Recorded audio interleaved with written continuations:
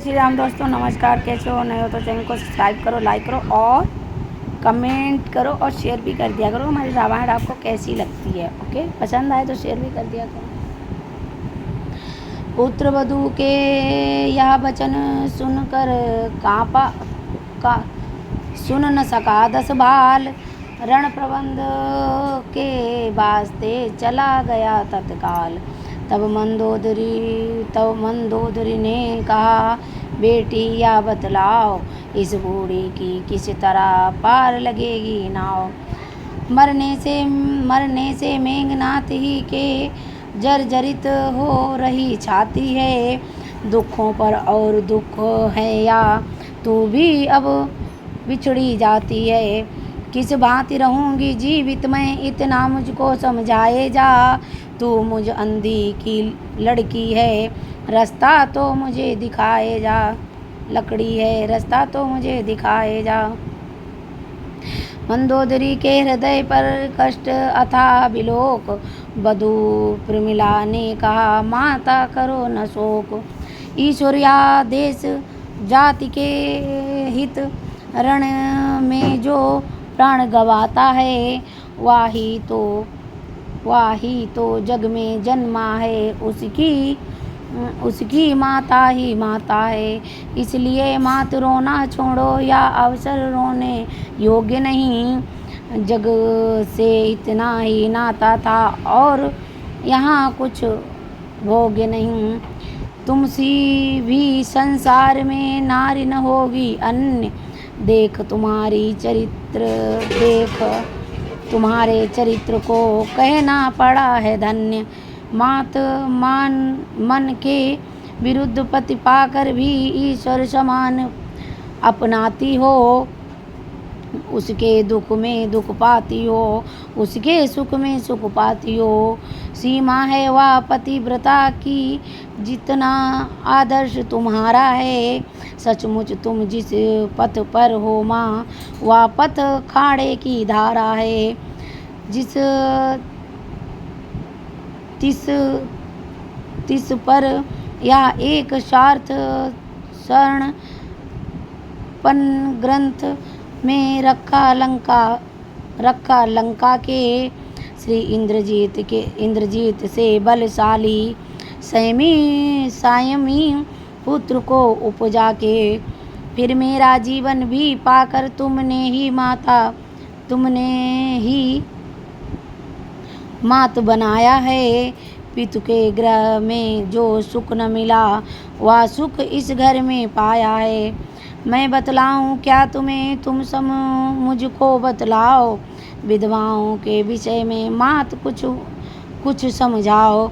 बैठ गई मंदोदरी या सुनकर उस ठौर, बोली तुझसी भी बहू नहीं मिलेगी और।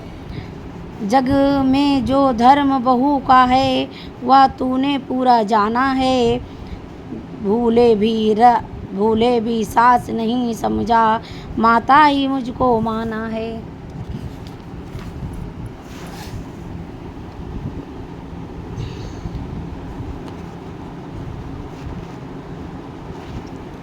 घर के झगड़ों से दूर रही, घर वालों को सम्मान दिया। गहने कपड़े का मोह छोड़, ग्रहचर्या पर ही ध्यान दिया। इसलिए वैद्य में तुझको आज निहार।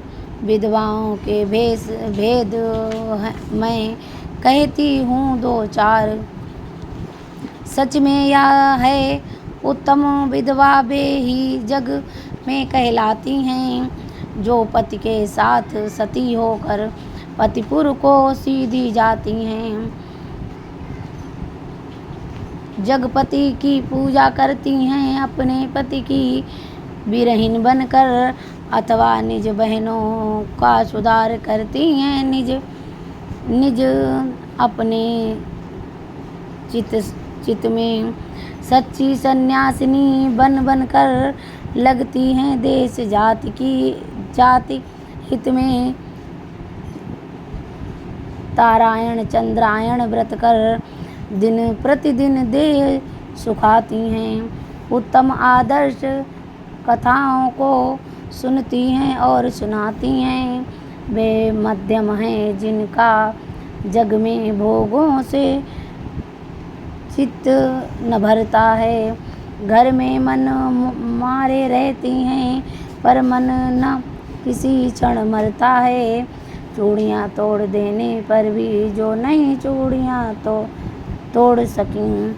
जीवन श्रृंगार समाप्त हुआ फिर भी श्रृंगार न छोड़ सकीं।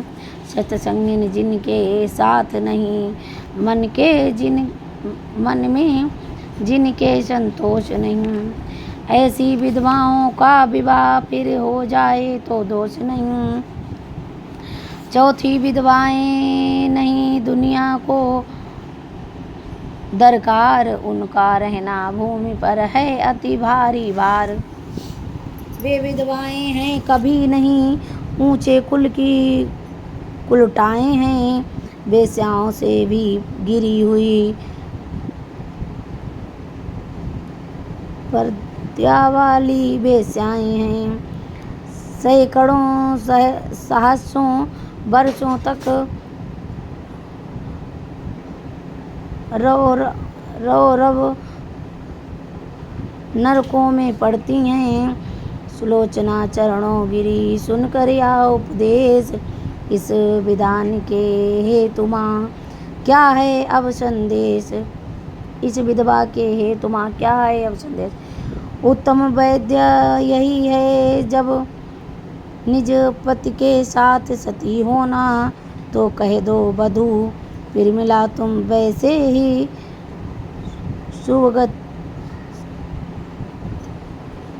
शुभगति विनी होना।